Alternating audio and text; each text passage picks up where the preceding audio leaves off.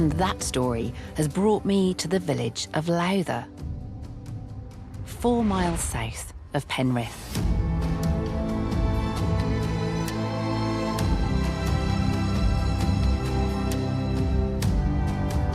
Here, hidden among the fells, waters and forests of the Lake District, is Lowther Castle.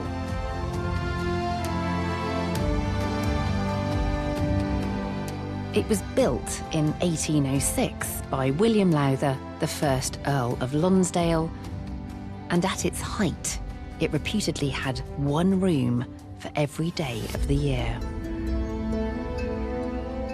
Today, the castle is undergoing a transformative restoration. It looks like an ancient ruin, but it's only 200 years old.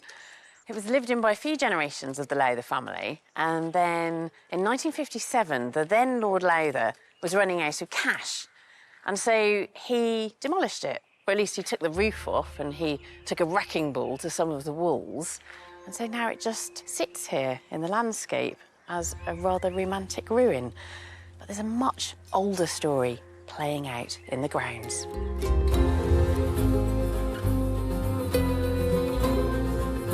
The history and influence of the Lowther family is well documented back to the 13th century. It's thought that they took their name from the River Lowther, which still flows through the estate today, and traced their origins to a descendant of the Vikings who arrived here in 1150. But this area is not mentioned in the Domesday Book. In fact, there's no written evidence at all for what was here in the early Norman period. You get to a point where the historical records just run out and we can't find out anything more about this place. Apart from, of course, we can, because that's when the archaeology comes in. Now, a team of students from the University of Central Lancashire is investigating a mysterious feature hidden in the castle grounds. The lead archaeologist is Jim Morris. Hello. Hello. What are you doing down here? The castle's up there. Wow. It does look like the castle should be up there, but what we're doing down here is actually we're looking at the medieval origins of Lowther.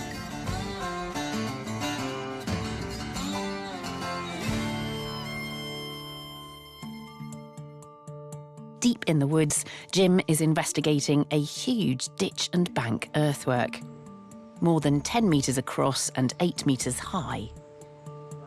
It was completely overgrown, so we've cleared all this undergrowth. He believes that this earthwork predates any historic record for the area. So are we walking through the original entrance here? We think, yes, that this is the original entranceway. OK, and there's a lovely cobbled floor which is coming up. Yes, and we think we've got this spread across the whole interior. So it's a yard Yeah, inside that's here. a really nice way of thinking about it. And you've got a section right through the bank there. Yeah. Can we go and take a look at that? Yeah, of course I can.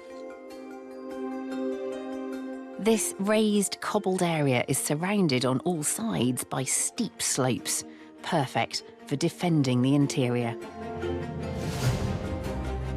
I mean, they're quite impressive, aren't they? They are quite impressive. From the interior, quite small, but actually you can now see they're actually quite substantial ramparts, especially on this side. I think they're formidable. Yes.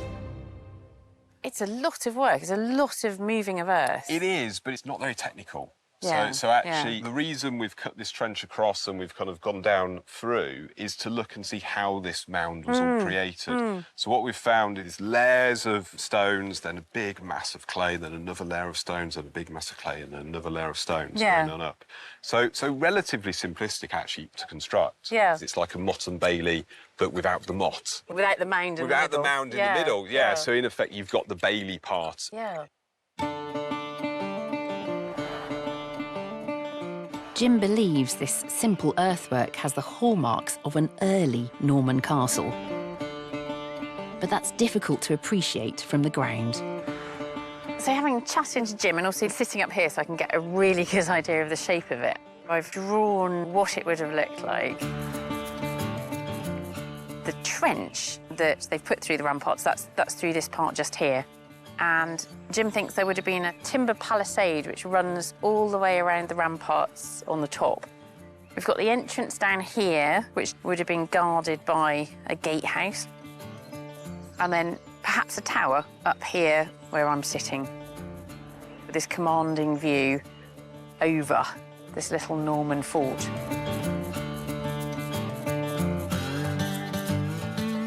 This seemingly important site isn't mentioned in the Domesday Book, which was written 2 decades after the Norman conquest.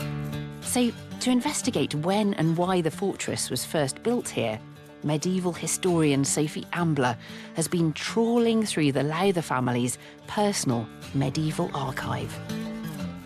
Sophie, hi. Hi, hello. Ah, see, these are the historical documents. What do they actually say? Well, they tell us a little bit about the landscape of the site because they are portioning up very small portions of land, an acre here, half an acre there. Yeah. And this one here is particularly special because we can date it.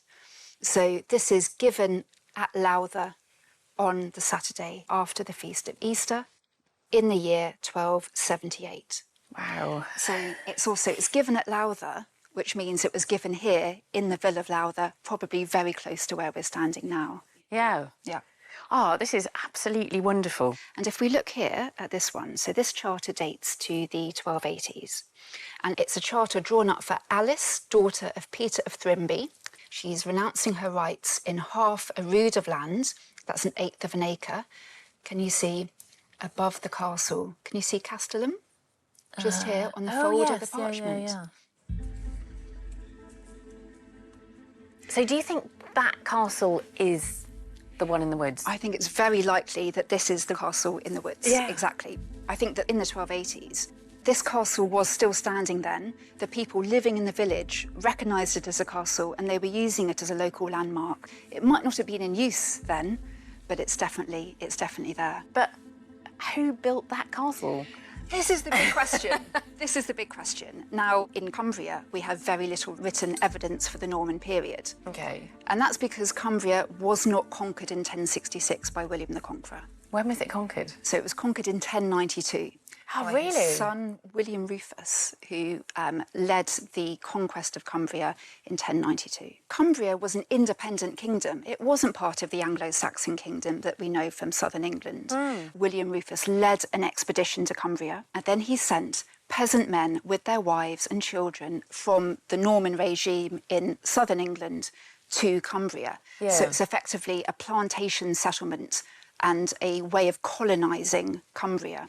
And we're speculating that this site could be the first stage of the Norman conquest and settlement of Cumbria, because that's the sort of castle type that we would expect to see in rural conquest. Oh, it is fantastic. What an amazing archive to have.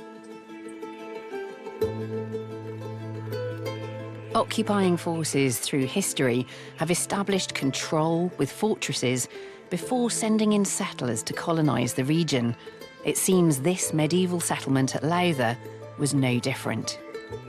Could this hastily constructed wood and earth fortification have been the vanguard of the Normans' final victory over the independent Kingdom of Cumbria, more than a quarter of a century after 1066?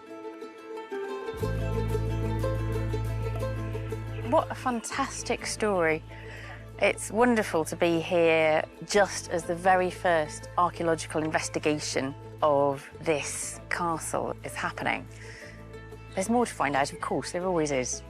But we're already learning so much about Norman Cumbria.